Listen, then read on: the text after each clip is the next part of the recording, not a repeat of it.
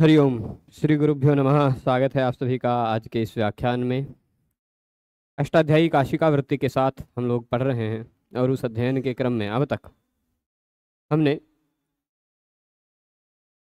20 सूत्रों का अध्ययन कर लिया है। 20 सूत्र तक ये जो विषय हैं उन विषयों को पढ़ लिया है। आज हम लोग 21वें सूत्र आद्यंतवदेकस्मिन् सूत्र को पढ़ेंगे। आद्यंतवदेकस्मिन् सूत्र के कुछ सारभूत तथ्य को हमने कल ही संक्षेप में प्रकाशित कर दिया था। विस्तृत बातों को आज समझेंगे और इसके साथ ही साथ प्रयास करेंगे तरप तमपौ घ संज्ञा को भी पढ़ने का। ठीक है, तो चलिए प्रारंभ करते हैं। एक बार लिंक को जो भी लोग समर्थ हैं वो शेयर कर सकते हैं, जिससे जो भी लोग जुड़ करके इसका लाभ उठाना चाहें वो उठा सकते हैं। मैं एक बार भेज देता हूँ। तो तरप तमपौ ये आद्यंतवदेकस्मिन् सूत्र हम लोग पढ़ेंगे। असहायस्य आद्यंतोपदिष्टानि कार्याणि न सिद्ध्यन्ति इति अयम अतिदेश आरभ्यते। असहायस्य का तात्पर्य हो जिसके सहाय में, जिसके सहायक में, जिसके साथ कोई और नहीं है उसको कहा जाएगा असहाय। ठीक है, जिसके साथ में कोई और वर्ण नहीं है ऐसे वर्ण को असहाय वर्ण कहा जाएगा। ठीक, जिसके साथ में कोई वर्ण नहीं है वह असहाय है। अब असहाय का, कोई असहाय है उसके आद्यंतोपदिष्टानि कार्याणि न सिद्ध्यन्ति, उसके आदि में अंत में उपदिष्ट जो कार्य हैं वह कार्य नहीं सिद्ध होते हैं। इति अयम अतिदेशः आरभ्यते। अच्छा, इससे पहले जो सूत्र था उस सूत्र से किसी भी शब्द की अनुवृत्ति यहां नहीं आती। ठीक है, कौन सी संज्ञा पढ़े थे हमने? घु संज्ञा। दाधा घुदाप, दा और धा को घु कहा गया था। उस सूत्र से किसी भी शब्द की अनुवृत्ति यहां नहीं है। ठीक, तो अब आद्यंतवदेकस्मिन् क्या कहता है कि तोड़ लें इस सूत्र को, यानी इस सूत्र को पहले हम तोड़ लेंगे तो इसका अर्थ स्पष्ट हो जाएगा, है ना। आद्यंतवत एकस्मिन्, पहले दो शब्द हैं इस सूत्र में, आद्यंतवत एकस्मिन्। इसको तोड़ते हैं। इस लेखनी को हम 2 दिन से खोज रहे थे, उंगली पे चला रहे थे। आज हमारे बैग में मिला, बैग में चला गया था साथ में। तो आद्यंतवत एकस्मिन्, देखिएगा, आदि अंत बन जाएगा आद्यंत। ठीक, फिर उसके बाद वत, वत प्रत्यय है, वती प्रत्यय है सप्तमी अर्थ में।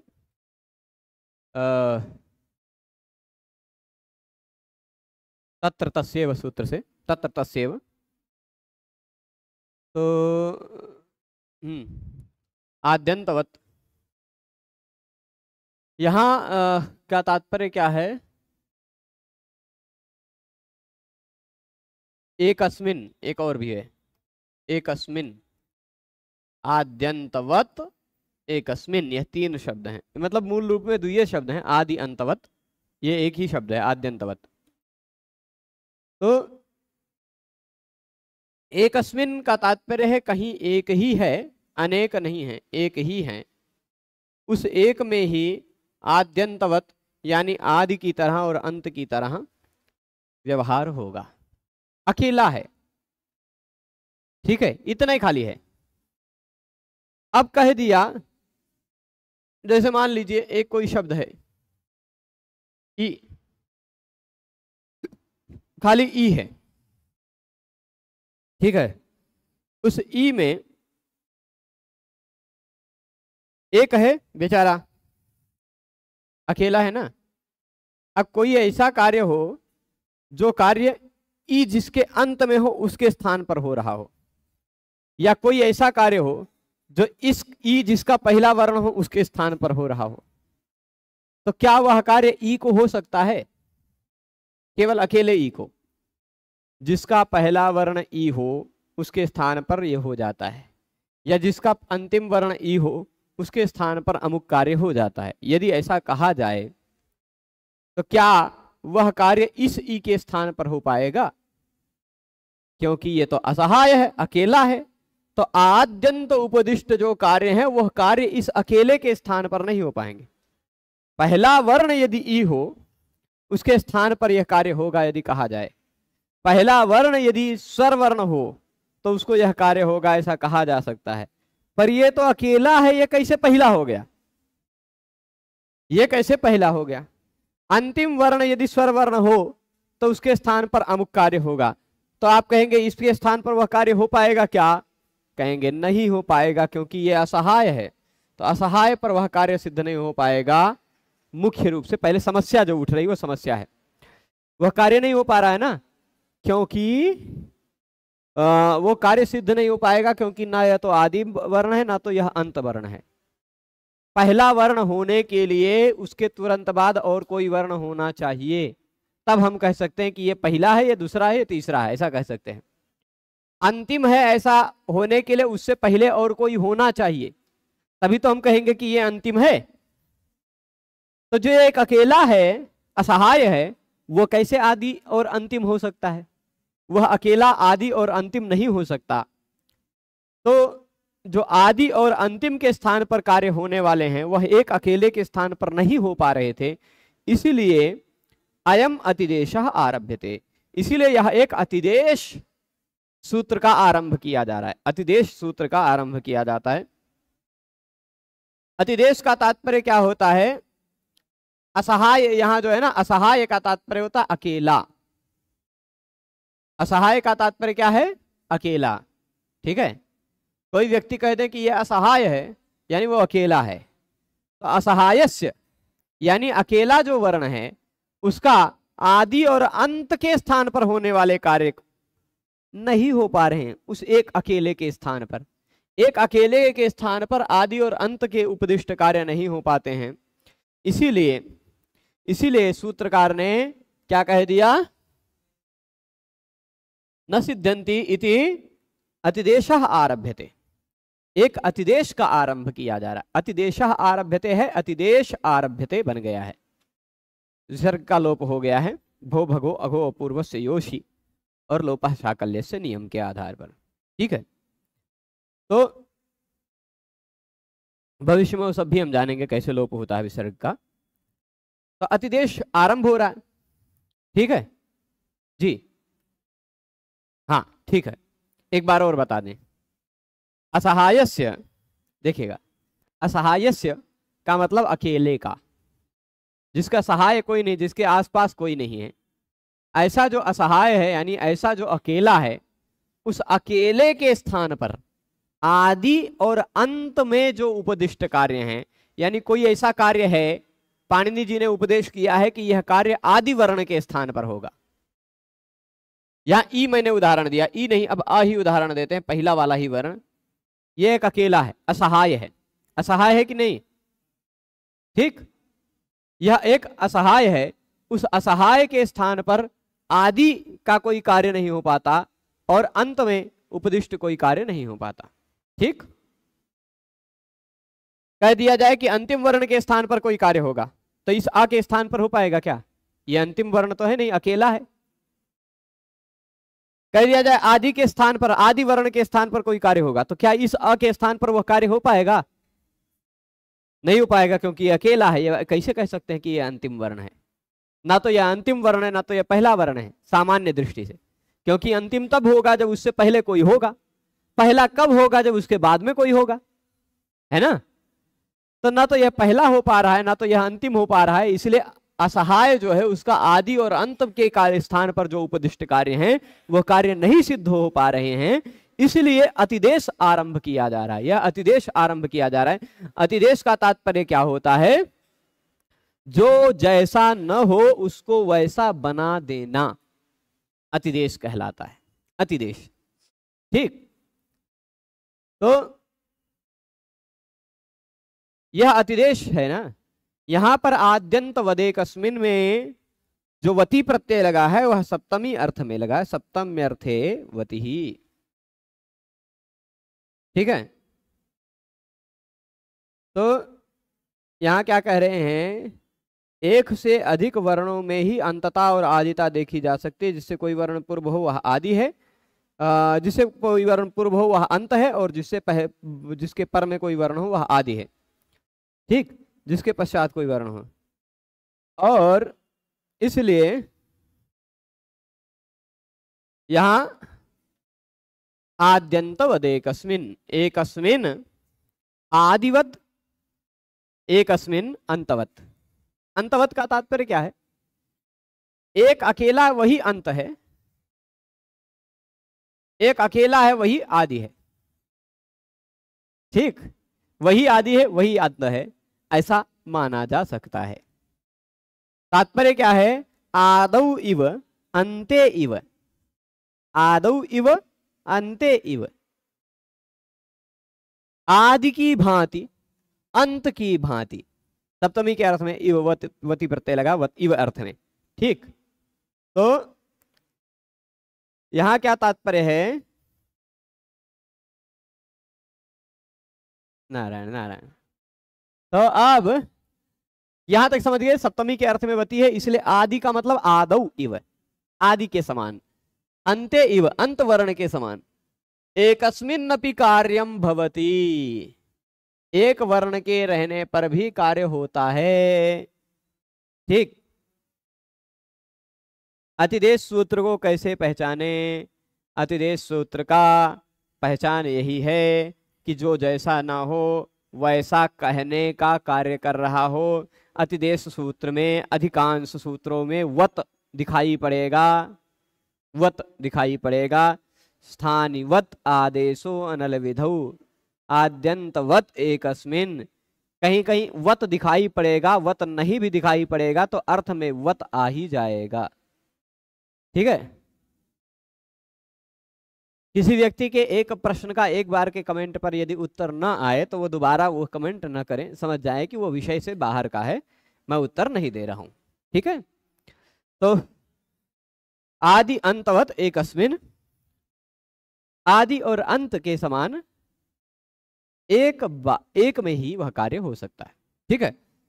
आदौ इव अन्ते इव एकस्मिन्नपि कार्यम भवति, यथा कर्तव्यम इत्यत्र प्रत्ययाद्युदात्तत्वं भवति एवं औपगवम इत्यत्रापि यथा स्यात्।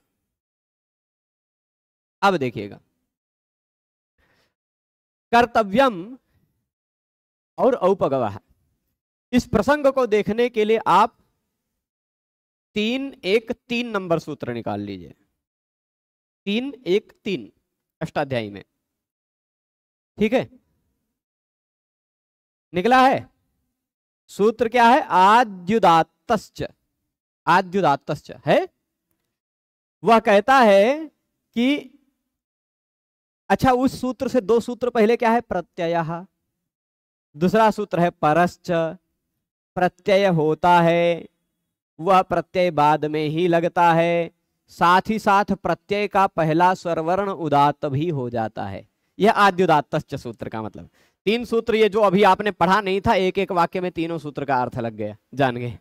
प्रत्यय होता है, वह पर में जुड़ता है, परश्च, उसका पहला स्वरवर्ण आदि, उसका पहला आदि वर्ण उदात्त हो जाता है, ठीक है। प्रत्यय का पहला वर्ण उदात्त हो जाता है। अब प्रत्यय में यदि कई वर्ण हैं तब तो कोई दिक्कत नहीं। जैसे कर्तव्यम, उदाहरण लेते हैं, उदाहरण से समझिएगा। यह क्री धातु है, उसके बाद प्रत्यय तव्यत लग जाएगा या तव्य लग जाएगा, दोनों जगह कर्तव्य बनेगा, तव्य प्रत्यय लगा, ठीक।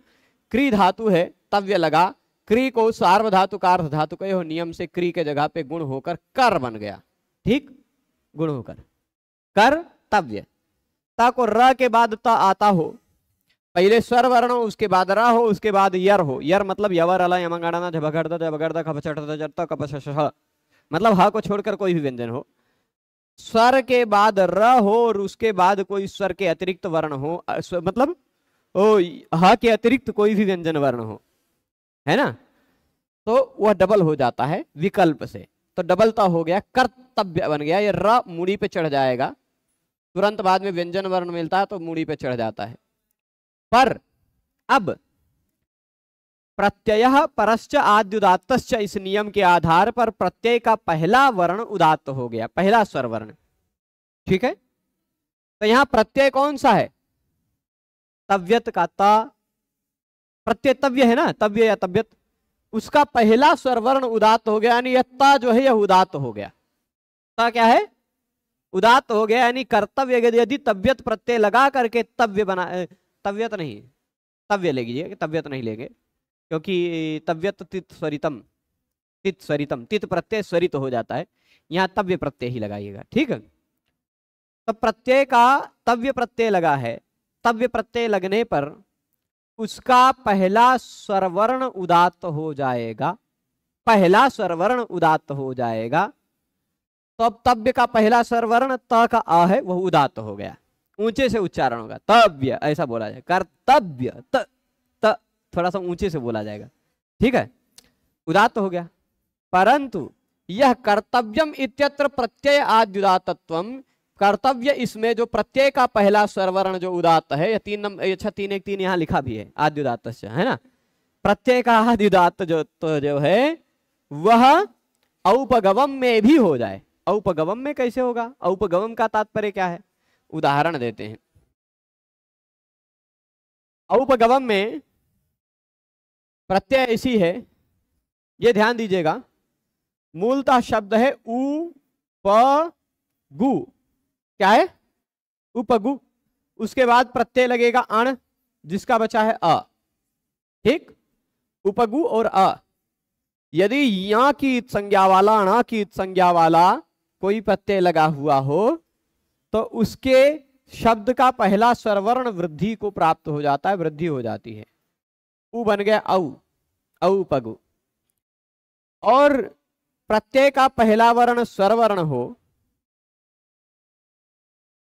तो उससे पूर्व में आने वाले की भ संज्ञा होती है, और किसी भी भ संज्ञक के उ, भ संज्ञक के अंतिम वर्ण के रूप में उ आता हो तो उस उ को भी गुण हो जाता है, औपगो हो गया।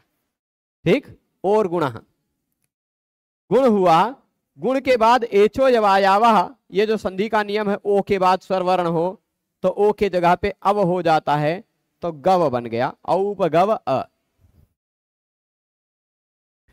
यहां तक यही औपगव बना है, उपगु अण लगकर औपगव बना है। कैसे बना, विस्तार से भविष्य में भी प्रक्रियाएं जानते रहेंगे। मुख्य यहां समझने वाली बात है कि प्रत्यय का पहला वर्ण उदात्त होता है, पहला स्वर। ठीक, 3 1 3 के अनुसार प्रत्यय का पहला स्वर वर्ण उदात्त होता है। अब यहां तो प्रत्यय अ है, अनेक होते तब तो उदात्त कर पाते, अनेक होते तो पहले को हम उदात्त कर लेते, पर यहां तो अकेले है, तो कैसे कहते कि ये पहला वर्ण है प्रत्यय का? इसलिए औपगव में भी जो प्रत्यय अ है वह उदात्त हो पाए, इसलिए भी आद्यंतवदेकस्मिन् यह कहा गया। ठीक है, चलेगा, समझ रहे हैं? तो कर्तव्यम प्रत्ययाद्युदात्तत्वं भवति एवं औपगवम इत्यत्रापि यथा स्यात्, औपगवम में भी हो जाए, औपगवम में भी प्रत्यय का पहला स्वर वर्ण, यानी एक का है वही पहला है, एक का है वही अंतिम है, वो उदात्त हो जाए। ठीक है, आदि उदात्त होता है ना। तो अब कह रहे हैं यथा वृक्षौ इत्यत्र, नहीं वृक्षाभ्याम इत्यत्र अतोंगस्य दीर्घत्वम एवं आभ्याम इत्यत्रापि यथा स्यात्। अब चलिए उदाहरण दे रहे हैं। वृक्षाभ्याम, वृक्ष शब्द के बाद ध्यान दीजिएगा, दोनों शब्दों को लिखते हैं, एक तरफ लिखते हैं वृक्ष, एक तरफ लिखते हैं अ। इन दोनों शब्दों के बाद हम प्रत्यय लगाते हैं भ्याम। कौन सा? भ्याम। इसके बाद भी प्रत्यय लगाते हैं भ्याम।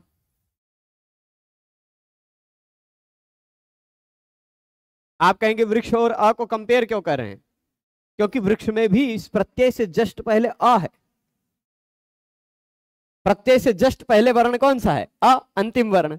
और जहां भी जुड़ाव होता है वहां अंतिम वर्ण और पहले वर्ण के बीच में होता है। प्लस के पहले जो अंतिम वर्ण है उससे मतलब रखना है, और प्लस के बाद जो पहला वर्ण है उससे मतलब रखना है, कहीं भी जो होता है। तो यहां भी अधन भ्याम का है, यहां भी अधन भ्याम का है। पर नियम एक है सुपिच। नियम क्या है? सुपिच। वह कहता है प्रत्यय का पहला वर्ण य व र ल य म ङ ण न झ भ हो। य मतलब य व र ल य म ङ ण न झ भ। इतने यदि प्रत्यय का पहला वर्ण के रूप में आते हों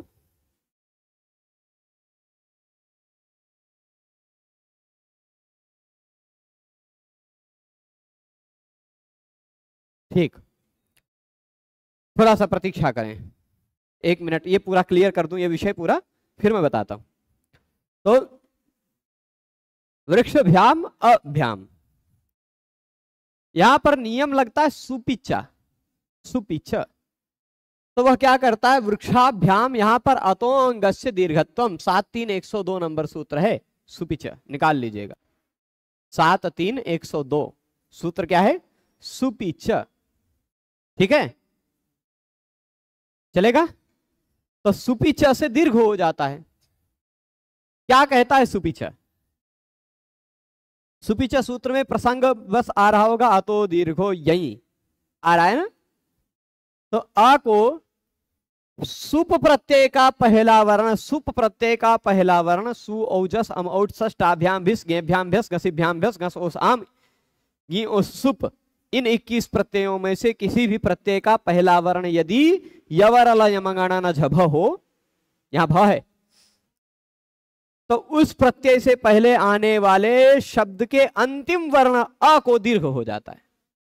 ध्यान दीजिएगा, शब्द के अंतिम वर्ण अ को दीर्घ हो जाता है यदि सुप प्रत्यय का पहला वर्ण भ हो। भ हो यानी य हो, य वरल यमगणना झभ में से कुछ भी हो। ठीक है, प्रत्यय का पहला वर्ण य वरल यमगणना झभ में से कोई भी हो तो शब्द का अंतिम, और प्रत्यय सुप प्रत्यय हो, ठीक, प्रत्यय कौन सा हो? सुप प्रत्यय हो, तो शब्द का अंतिम वर्ण अ दीर्घ हो जाता है। तो वृक्ष धन भ्याम बन गया वृक्षाभ्याम, राम धन भ्याम रामाभ्याम, बालक भ्याम बालकाभ्याम बन जाता है ना। पुस्तक भ्याम पुस्तकाभ्याम, ऐसा कोई भी, अरुण भ्याम अरुणाभ्याम, कोई भी शब्द जिसका अंतिम अक्षर अ हो उसको दीर्घ कर दिया जाता है। ठीक है, सुपिच। तो अब आप बताइए यह अ में लग पाएगा क्या? यदि प्रत्यय का पहला वर्ण यय हो तो उससे पहले आने वाले शब्द के अंतिम वर्ण आ को दीर्घ हो जाता है। अब आप बताइए अकेले है तो कैसे कहेंगे कि अंतिम है ना। आद्यंत वदेकस्मिन ने कहा कि एक अकेला भी है, असहाय है, उसको भी, एक अकेले को भी आदि वर्ण भी माना जा सकता है, अंतिम वर्ण भी माना जा सकता है। ठीक है, तो यह अंतिम वर्ण है ऐसा मान लेंगे, शब्द का अकेला है तो वो उस शब्द का अंतिम वर्ण है, मान लेंगे, दीर्घ कर देंगे आभ्याम। तो वही कह रहे हैं जिस तरह वृक्षाभ्याम में अतः अंगस्य, अंग के अंतिम वर्ण आ को दीर्घ हो जाता है, वैसे ही आभ्याम में भी हो जाए, अधन भ्याम आभ्याम में हो जाए, इसलिए भी ये आद्यंत वदेकस्मिन की आवश्यकता है। ठीक है, अब यहां तक बात स्पष्ट हो गई। हाँ, कुछ और उदाहरण देते हैं, कुछ और उदाहरण देते हैं। लिख के आ रहा है डिस्कनेक्टेड, हाँ कनेक्ट हो गया।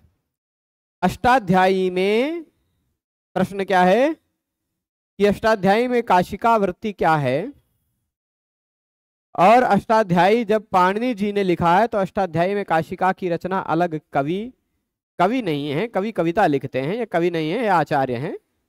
ठीक है, आचार्य वामन ने व्याख्या लिखी है। तो अष्टाध्यायी भगवान पाणिनि ने केवल सूत्रों को लिखा था।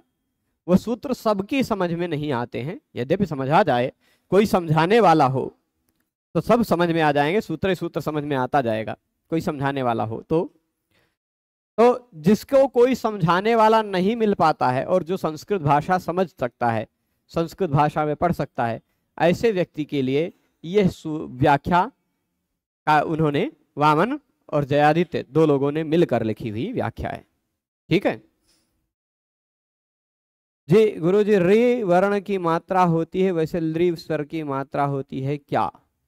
होती है, स्वर है तो उसकी मात्रा होती है।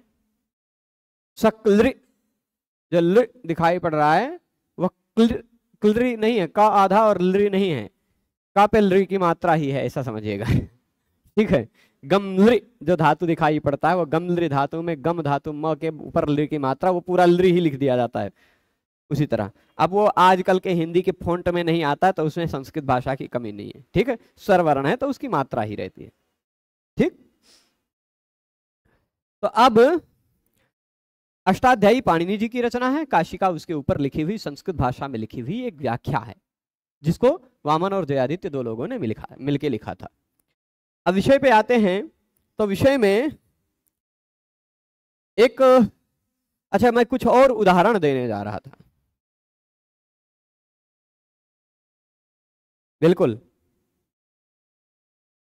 काशिका और वृत्ति अलग अलग नहीं है, काशिका भी एक वृत्ति ही है और अन्य लोगों ने लिखी है वो भी वृत्तियां ही हैं। ठीक है, तो अब आते हैं हम लोग यहाँ आद्यंतवदेकस्मिन् में। मान लीजिए अ एक विष्णु शब्द है, अ शब्द है। ठीक, तो वह अ शब्द का रूप चलाना हो तो क्या चलेगा? जैसे राम शब्द का राम रामो रामा रामम रामो रामान, वैसे अ शब्द अकेला है। राम शब्द में अकारांत होने पर ये सारे नियम लगते हैं। तो अ कैसा है? अकार आदि भी है, अकारांत भी है, उसका पहला वर्ण भी अ है, अंतिम वर्ण भी अ है। अकेला है तो वही आदि है, वही अंतिम है। ठीक है, ऐसा माना जा सकता है। तो वहां पर भी वो सारे नियम लग सकते हैं जो राम शब्द में लग सकते हैं। ठीक है, अच्छा, वेदांत देशिक स्वामी ने पादुका सहस्त्रम में अपने अ शब्द के सातों विभक्तियों का रूप लिखा है। एक बार मैंने संदर्भ में श्लोक बताया है। याम अह श्रयति, याम श्रयति, याम धत्ते, या अम धत्ते, अम रामम जैसे राम रामम जैसे वैसे अह, अम एन जैसे रामेण वैसे एन, जैसे रामाय वैसे आय, है ना? तो ऐसे ही यामश्रयति यान धत्ते येन यात्याय याच या यास्य मानाय ये वान्या सामामवतु पादुका, पादुका वो पादुका मेरी रक्षा करे, ऐसा तात्पर्य। तो वहां एक ही अनुष्टुप छंद के श्लोक में सातों विभक्तियों का आ का प्रयोग किया है, वहां आप तो वैसे ही है। चलिए यहां अब आते हैं, कुछ और उदाहरण मैं देना चाह रहा था, उन उदाहरणों को देखिएगा कि आभ्याम बना कि नहीं बना। अब यहां पर गौरव इत्यादि शब्द भी यहां इन्होंने बनाया उदाहरण करके। व्यपदेशी वद एकस्मिन्, ये भी परिभाषेन्दु शेखर में इसी विषय में एक परिभाषा है। ठीक है, चलेगा। यहां साभासन्नये भयः एक विषय आया है, सभासन्नयने भवः साभासन्नयनः आकारमाश्रित्य वृद्ध संज्ञा न भवति। ठीक है, एक बात है,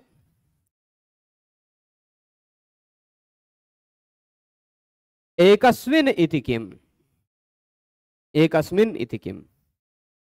ठीक, प्रश्न क्या है कि आद्यंतवदेकस्मिन्, इस सूत्र में एकस्मिन् क्यों कहा? खाली कह देते आद्यंतवत, तो एक अकेला हो तो भी आद्यंतवत भाव हो सकता है ना? और जिसके हाँ एक अकेला हो तो भी आद्यंतवद भाव हो सकता है, अनेक हैं तो भी। तो एकस्मिन कहने की क्या आवश्यकता पड़ी, वह तात्पर्य उसका उत्तर बता रहे हैं। सभा सन्नयने भवः, सभा सन्नयन। हाँ यहाँ इसको समझते हैं। इति द्रुपस्य, व्याख्याकार ने, न्यास इत्यादि व्याख्याकारों ने भी सभा सन्नयन की व्याख्या नहीं लिखी है, पदन मंजरी ने लिखी है कि नहीं, कोई दिक्कत नहीं। यहाँ देखते हैं इन्होंने कुछ बताया है सभा सन्नयन का कि नहीं। यहाँ तात्पर्य क्या है कि एकस्मिन यह शब्द क्यों रखा गया, एक में ही आदिवत और अंतवत कार्य होते हैं, यह बताने के लिए। यानी एक नहीं है, एक से अनेक है तो क्या होगा। यहाँ आकार असहाय नहीं है, मध्य में स्थित है। अतः वृद्धिर यस्या चामादिस तद्वृद्धम, वृद्ध संज्ञा जो होती है वह नहीं होगी। ठीक है, विषय देखते हैं। यह शब्द लीजिएगा, सभा सन्नयन शब्द है। शब्द कौन सा है, सभा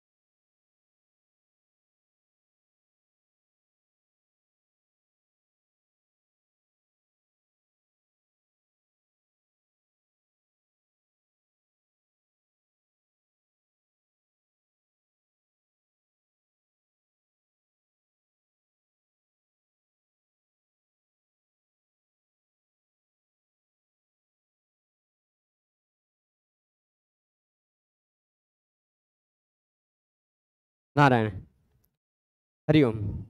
ये बीच में अचानक लाइट चली गई थी और हम इन्वर्टर चालू करना भूल गए थे, इसलिए कनेक्शन टूट गया था।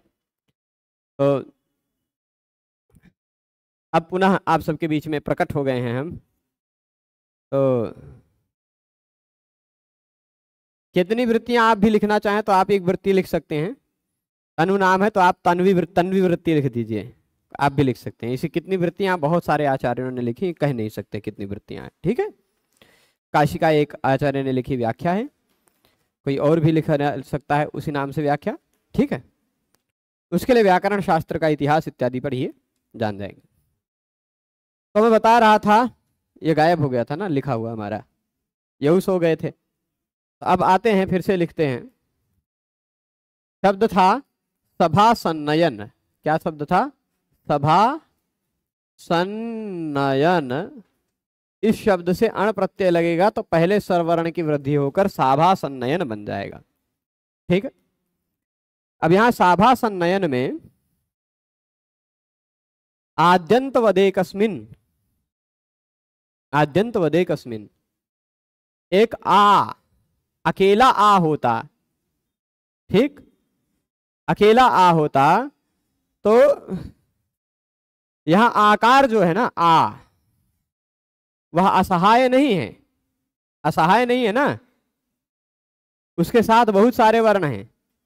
पहला स्वरवर्ण जो है साभासन्नयन में आ जो दिखाई पड़ रहा है वह आ अकेला तो है नहीं, आ के आसपास और भी बहुत सारे वर्ण हैं।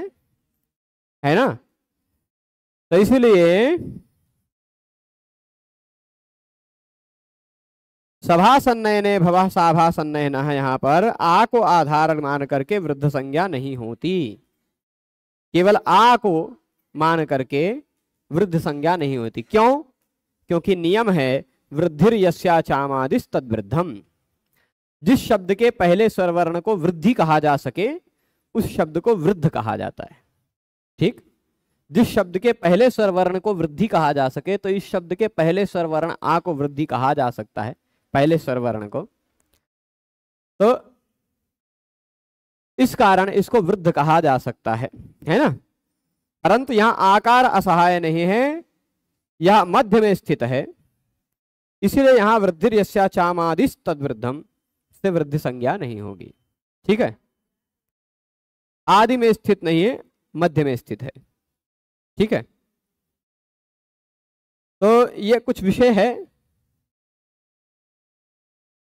एक में ही आदि अंतवत कार्य होते हैं, एक वर्ण होने पर ही आदि अंतवत कार्य होते हैं। यहाँ एक नहीं है, अनेक हैं, इसलिए वह कार्य नहीं होगा, यह तात्पर्य। ठीक, एक में रहने पर ही कार्य सिद्ध हो सके, अनेक रहने पर कार्य वह सिद्ध न हो, यह इसलिए एकस्मिन शब्द भी रहा। एक में भी आदिवत तथा अंतवत कार्य होते हैं। सूत्रस्थ एक शब्द असहायवाची है। आदि और अंत में शब्द सापेक्ष होते हैं, जिससे पूर्व कोई वर्ण ना हो वह आदि कहलाता है, जिसके पश्चात कोई वर्ण ना हो वह अंत कहलाता है। कर्तव्य यहां बनाया है, देख लीजिए। आद्य उदात्तश्च से प्रत्यय का पहला वर्ण उदात्त हुआ, तव्य का त, है ना। और हाँ, ये बात हो गई। सूत्रस्थ एकस्मिन शब्द का प्रयोजन यह है कि एक में ही आदिवत अंतवत कार्य होते हैं। जैसे सभा सन्नयने भवः, साभा सन्नयना, यहाँ पर आ असहाय नहीं है, यह एक मध्य में स्थित है, इसलिए वृद्धि यस्या चामादिस, इस सूत्र से वृद्ध संज्ञा इसकी नहीं हो पाएगी। ठीक है, अब आ जाते हैं हम लोग तरप तमपौ घः। खाली आद्यंत वदे कस्मिन सूत्र कोई संज्ञा नहीं कर रहा था, उसका सार केवल इतना था, सार सिद्धांत, कि जो एक अकेला वर्ण है उस एक अकेले वर्ण को भी हम आदिवत मान सकते हैं, एक अकेले वर्ण को भी हम अंतवत मान सकते हैं। यानी वह आदि में है ऐसा मान सकते हैं, वह अंत में है ऐसा मान सकते हैं। ठीक है, तो आद्यंत वदे कस्मिन का यही तात्पर्य था, केवल एक ही वर्ण है तो भी। कुछ आभ्याम, एक ही उदाहरण दिया है इन्होंने, आभ्याम चलेगा। ठीक है, तो अब अगला सूत्र है, बहुत सामान्य सूत्र है, तरप तमपौ घः। तरप तमपौ घः सूत्र बताता है कि तरप और तमप ये दोनों को घ कहा जाता है। बस तरप और तमप को घ कहा जाता है। पूरे व्याकरण शास्त्र में अब कभी भी भगवान पाणिनि कहेंगे घ, तो घ का मतलब क्या? तरप और तमप। नाम पहले ही बता दे रहे हैं कि छोटा छोटा नाम बना दे रहे हैं कि अब बार बार उनको तरप और तमप नहीं कहना पड़ेगा, खाली खाल घ कह देंगे तो आप अपने आप समझ जाइए तरप और तमप की बात चल रही है। ठीक, तरप और तमप प्रत्ययों को व्याकरण शास्त्र में घ कहा जाता है। चलेगा? तो घ कह देने से क्या कार्य सिद्ध होता है? तरप तमपौ घः में खाली घ शब्द का प्रयोग पूरे व्याकरण में खाली 3 जगह किया है, पूरे व्याकरण शास्त्र में। किमे तिंग घादा वाम व द्रव्य प्रकर्षे नादघस्य घ रूप कल्प करके सूत्र है। घ रूप कल्प चेलड ब्रुवड ग्रोत्र महतेषु ज्ञौनेकाचो ह्रस्वः। ये घ 3 सूत्रों में घ घ घ कहा है पाणिनि जी ने। तो वहां घ घ घ का मतलब क्या? तरप और तमप। कहीं भी घ कहा जाए पूरे व्याकरण में तो उस घ का मतलब क्या? तरप और तमप। स्पष्ट है? इतना ही खाली इस सूत्र का मतलब है। जैसे अब देखिए, हाँ, तरप तमप इत्येतौ प्रत्ययौ घ संज्ञकौ भवतः। तरप और तमप ये दोनों प्रत्ययों को घ कहा जाता है। समझ गए? सूत्र वो इतने कहता, तरप तमपौ घः। सरल सूत्र है, यानी इतना ही निष्कर्ष आप लोगों को तरप तमपौ घः का याद रखना है। ठीक है।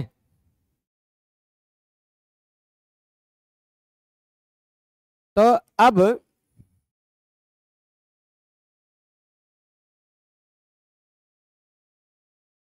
एक मिनट, प्रश्न इत्यादि रुके हुए हैं। ठीक है, वीडियो में रुकावट आ गई, वीडियो नहीं चल रहा है, ये सब बातें आ गई थी। हाँ अब आई, अब चल रहा है ना, चल रहा है। तो अब देखिएगा, तरप और तमप इन दोनों प्रत्ययों को घ कहा जाता है। उदाहरण दिया, कुमारी तरा, कुमारी तमा, ब्राह्मणी तरा, ब्राह्मणी तमा। बस इतना याद रखिए। कैसे बना ये उदाहरण, उदाहरण भी सिद्ध करके दिखा देते हैं। शब्द ये है, कुमारी शब्द है, कुमारी। उसके बाद प्रत्यय लगा तरप। कौन सा प्रत्यय, तरप। ये तरप प्रत्यय लगता कब है ये भी बता देते हैं, और तमप प्रत्यय लगता कब है वो भी बता देते हैं।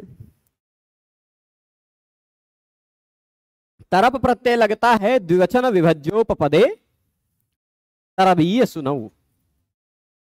किसी दो में से किसी एक को श्रेष्ठ करके बताना हो, किन्हीं दो में से किसी एक को श्रेष्ठ करके बताना हो, तो हम उन दोनों में से किसी एक पर तरप प्रत्यय लगा सकते हैं। ठीक है, तरप प्रत्यय। जैसे कह दें दो लोग हैं, ठीक, दो लोग हैं, राम और रावण में राम श्रेष्ठतर हैं, ऐसा कह सकते हैं। राम और रावण में राम श्रेष्ठतर हैं, दोनों में से एक है ना। दो में से किसी एक को बताना हो, निर्धारित करना हो, तो तरप प्रत्यय लगता है।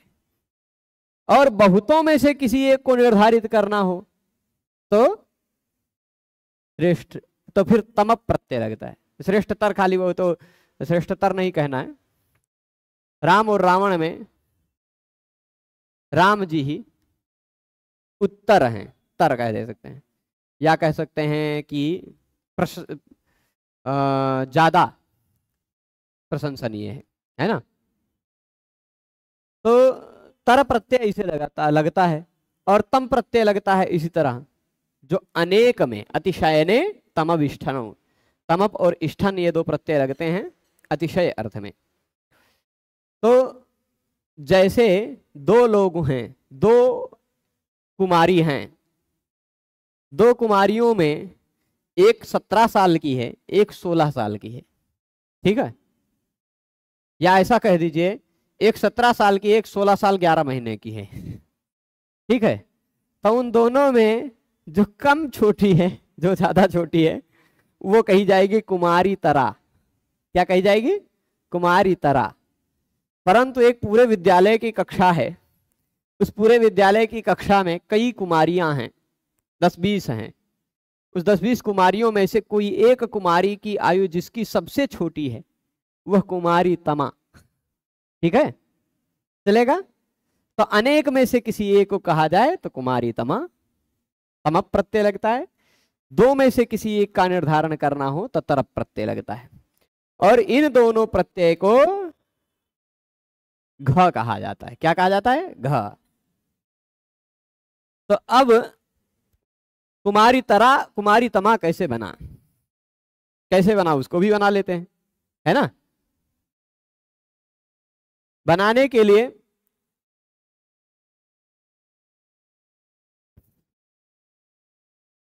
तरप प्रत्यय लगाया हमने, तरप प्रत्यय में से तर बचता है, तर।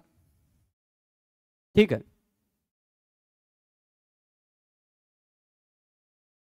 तो एक मिनट, तर बचा। यहां पर होता क्या है, कुमारी तर, तर, तरप में से प की हलंतम से संज्ञा होने पर। फिर उसके बाद एक सूत्र निकालिएगा, 6-3-45। 6-3-45, ये 6-3-43 जो दिखाई पड़ रहा है, इसी सूत्र के 2 सूत्र बाद। ठीक है, 2 सूत्र बाद। ये सूत्र भी क्या करता है, ह्रस्व कर देता है। ये भी सूत्र क्या करता है, ह्रस्व करता है। काशिका में यहाँ उदाहरण तो ऐसे कैसे, यहाँ कुछ अलग उदाहरण दिया है काशिका में कि यही है, कुमारी तरा कुमारी तमा, ठीक है।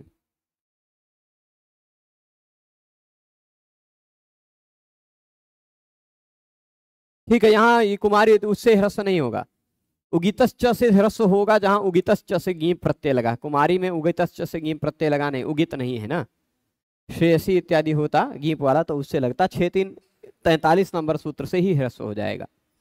ये क्या कहता है, घ रूप कल्प चेलट ब्रुव गोत्र मत हत, घ संज्ञक शब्द, घ संज्ञक प्रत्यय, घ संज्ञक प्रत्यय यदि तुरंत बाद में हो, ध्यान दीजिएगा, घ संज्ञक प्रत्यय तुरंत बाद में हो, रूप शब्द हो, कल्प शब्द हो, है ना, चेलट हो, ब्रुव हो, गोत्र हो, मत हो, हत हो, इतने शब्द परे रहने पर अनेक अच वाले, अनेक स्वरवर्ण वाले, अनेक स्वरवर्ण वाले शब्द के अंतिम वर्ण गी, गी मतलब गीप गीस गीन प्रत्यय का ही गी है, उसको ह्रस्व हो जाता है। तो ह्रस्व हो गया। कहा कि घ यदि तुरंत बाद में हो तो अनेक स्वरवर्ण वाले स्त्रीलिंग, समझिएगा, घ संज्ञक प्रत्यय यदि तुरंत बाद में हो। शॉर्टकट में इस सूत्र का अर्थ बताते हैं क्योंकि ये सूत्र भविष्य में हम पढ़ेंगे ही, अभी अपने काम भर का पढ़ लेते हैं इसका अर्थ। इसका अपने काम भर का अर्थ यह है कि घ प्रत्यय यदि तुरंत बाद में हो, घ संज्ञक यानी तरप तमप में से कोई, तो अनेक स्वर वर्ण वाले शब्द के अंतिम में स्थित प्रत्यय स्त्रीलिंग प्रत्यय जो गीप गीस गीन में से कोई हो, उसको ह्रस्व हो जाता है।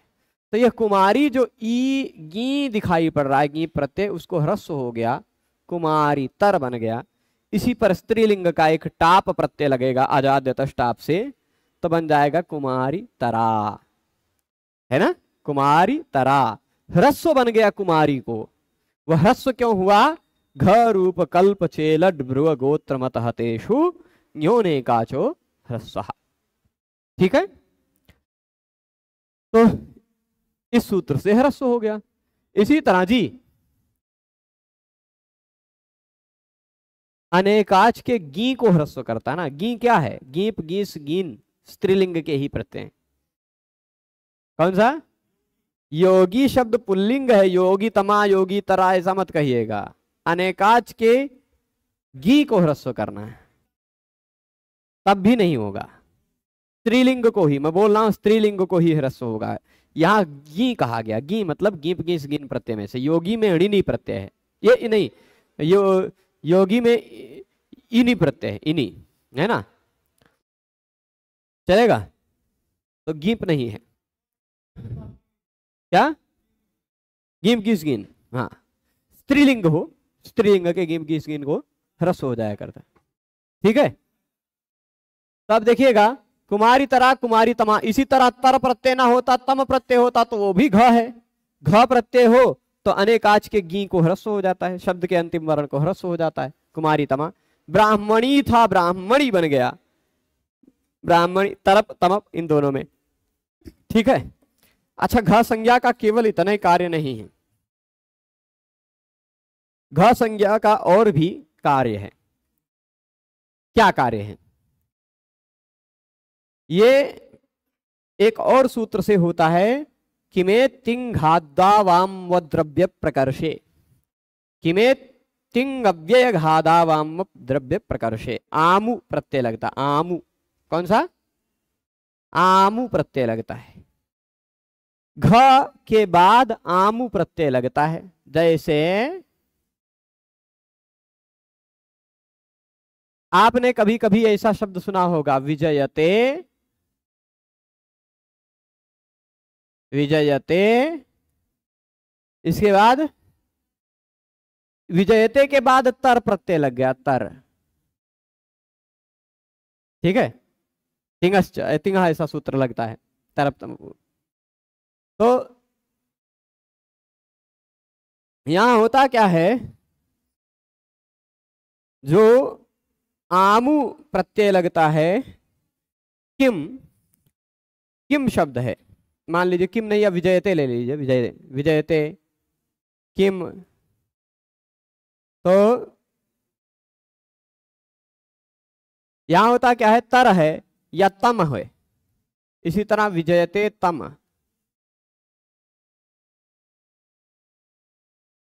तो इसके बाद आम प्रत्यय भी लगाया जा सकता है, आमू, उसका आम बचता है, तो विजयते तराम, विजयते तमाम, ये सब भी घ संज्ञा के फलस्वरूप होता है।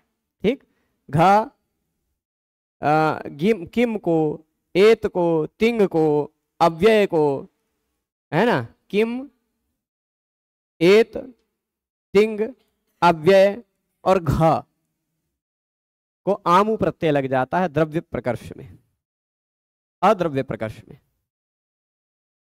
तो ये घ का एक और फल खाली शॉर्टकट में बता दिया।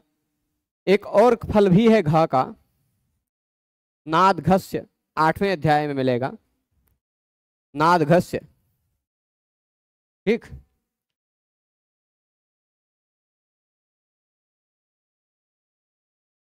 तो वो नुट आगम करने के लिए है, तरतम प्रत्यय, सुपथिन, सुपथिनतर और दस्युहंतम, सुपथिनतर, सुपथि शब्द से नुट आगम हो गया, सुपथिन तर, और दस्युहन तम, तर और तम के पहले नुट आगम जुड़ जाता है वैदिक व्याकरण में, वो वैदिक विषय है। ठीक, तो घ संज्ञा है छोटी सी संज्ञा, पूरे व्याकरण में 2 प्रत्यय हैं, तर और तम, तरप और तमप मूल रूप में।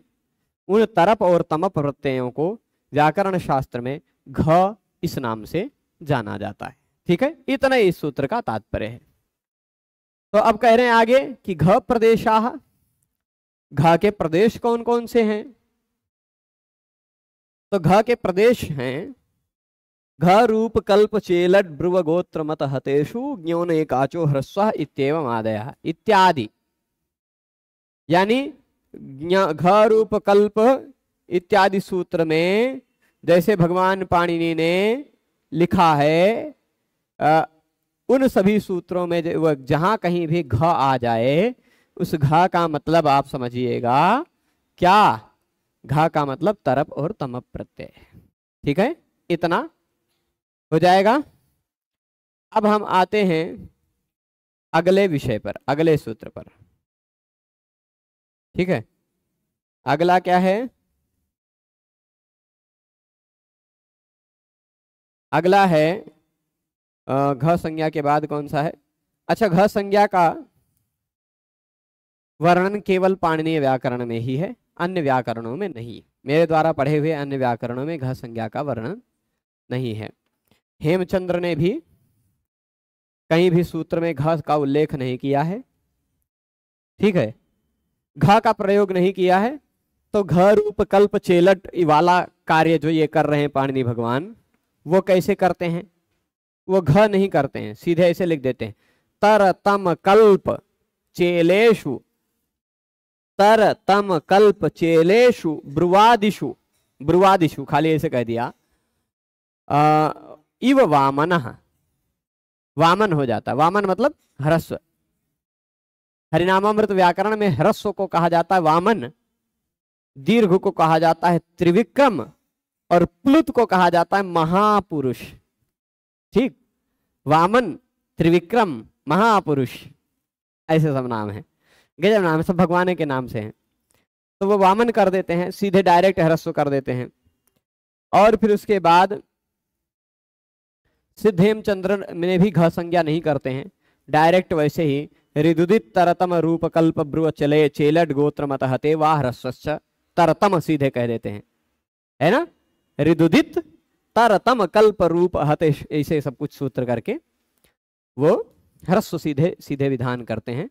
उनको घ संज्ञा की आवश्यकता नहीं पड़ी, मतलब तरतम पूरा ही पूरा कह दे रहे हैं वो, है ना, तरितम पूरा ही पूरा, तरप तमप अलग घ संज्ञा करने की उनको नहीं जरूरत पड़ी। पाणिनि जी ने और शॉर्ट कर दिया, तरतम को घ कह दिया। तो कहीं भी अब घ कहा जाए तो घ से तरतम ही समझा जाए। ठीक है, अब आगे चलते हैं। बहु गण वतु डति संख्या। संख्या यह भी संज्ञा सूत्र है। ठीक है, क्या है? संज्ञा सूत्र है। यह कहता है पाणिनीय व्याकरण में संख्या का मतलब क्या?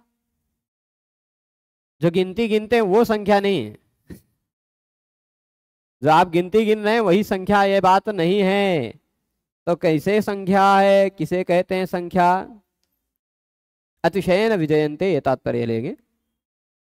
ठीक, हाँ, क्षेमतरम अतिशय, दो में से किसी ज्यादा क्षेम। देखो, तन्मे क्षेमतरम भवेत कहा है ना अर्जुन ने, कि दोनों में से एक युद्ध मार्ग है और एक भीख मांगना मार्ग है। युद्ध न करना, तो युद्ध न करने वाला मार्ग क्षेमतर लगता है।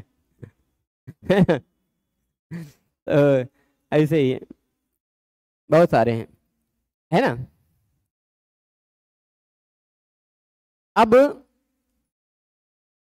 बिरुदावली में बताते हैं विजयन्ते तराम विजयते तमाम, बिल्कुल विजय बिरुदावली में बोलते हैं। तो अब देखिएगा कि ये जो प्रत्यय आ रहा है, अगला प्रत्यय कौन सा आ रहा है, मतलब सूत्र कौन सा आ रहा है? बहु गण वतु डति संख्या। आज पढ़ने जा रहे हैं हम लोग जो, उसमें से यह है तीसरा सूत्र, है ना। शॉर्टकट में ही, अच्छा समय हो गया है, समय ज्यादा हो गया है, तो अब इसको रोक देते हैं। श्रीमद् वाल्मीकि रामायण को भी आगे बढ़ा लिया जाए और खाली इसका संक्षिप्त अर्थ बता दे रहे हैं, जिससे कल आकर के इसको समझने में आप लोगों को आसानी हो। एक बात यह भी है कि पिछले किसी भी सूत्र से कोई भी शब्द की अनुवृत्ति इस सूत्र में नहीं आ रही। यह सूत्र भी अपने आप में परिपूर्ण सूत्र है। ठीक है, यह कहता है कि बहु शब्द, गण शब्द, वतु प्रत्यय, डति प्रत्यय को व्याकरण शास्त्र में संख्या कहा जाता है। संख्या मतलब 1 2 3 4 5 6 ये सब संख्या नहीं है, ये सब भी संख्या है, पर ये लोक प्रसिद्ध संख्या है। व्याकरण शास्त्र में बहु को भी संख्या कहा जाएगा, गण को भी संख्या कहा जाएगा, वतु प्रत्यय लगकर बने हुए यावत तावत इत्यादि शब्दों को भी संख्या कहा जाएगा, और डति प्रत्यय लगकर के बने हुए कति इत्यादि शब्दों को भी संख्या कहा जाएगा। ठीक, बहु गण वतु डति ये चारों को संख्या कहा जाता है, यह इसका तात्पर्य है। ठीक है, दोनों प्रकार की संख्याएं होती हैं, 1 2 3 4 भी संख्या है और व्याकरण शास्त्र में यह भी संख्या है। ठीक है, जैसे नदी शब्द है, नदी व्याकरण शास्त्र में गंगा और यमुना को संज्ञा रूप में नदी नहीं कहा गया है। गंगा और यमुना नदी नहीं है, लौकिक नदी है, वो व्याकरण शास्त्र की शास्त्रीय नदी नहीं है। क्योंकि व्याकरण शास्त्र में ऐसे ही शब्द को नदी कहा जाता है ना। अच्छा, गंगा और यमुना नदी नहीं है, पर मैं आपको बता दूं, गंगा यमुना तो नदी नहीं है, पर कौन सा नदी है? यहाँ कोई छोटी मोटी नदी दिख रही है क्या? है चलेगा, पर हैं? तो हाँ, सरस्वती नदी है, किसी ने लिखा सरस्वती नदी है व्याकरण में, जिसके अंत में ई हो, ऊ हो, स्त्रीलिंग हो, वो नदी है, वधू नदी है। ठीक, और फिर ये समझ लीजिए, चलिए, छोटा सा बोतल होता है, बोतल देखा है आपने? रखे नहीं, नहीं तो दिखाते।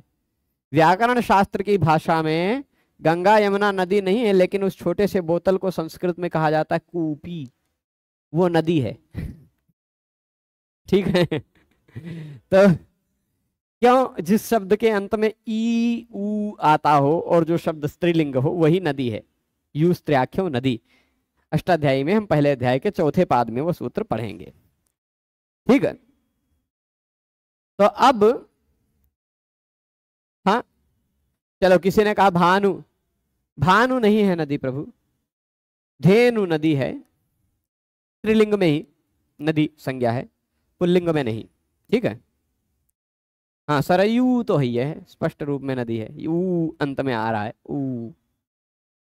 तो अब हाँ, बहुगण वतुदति संख्या इत्यादि को हम लोग पढ़ेंगे, जहां पर बहु शब्द, गण शब्द, वतु शब्द, ये सब कुछ कुछ संज्ञाएं ऐसी हैं पाणिनि भगवान ने ली हैं, वो संज्ञाएं कृत्रिम भी है अकृत्रिम भी हैं। मतलब कृत्रिम रूप में भी संख्या मिलती है। पाणिनि व्याकरण में संख्या किसको कहा जाता है? बहु भी एक संख्या है, गण भी एक संख्या है, कति एक संख्या है, यावत तावत इत्यादि एक संख्या है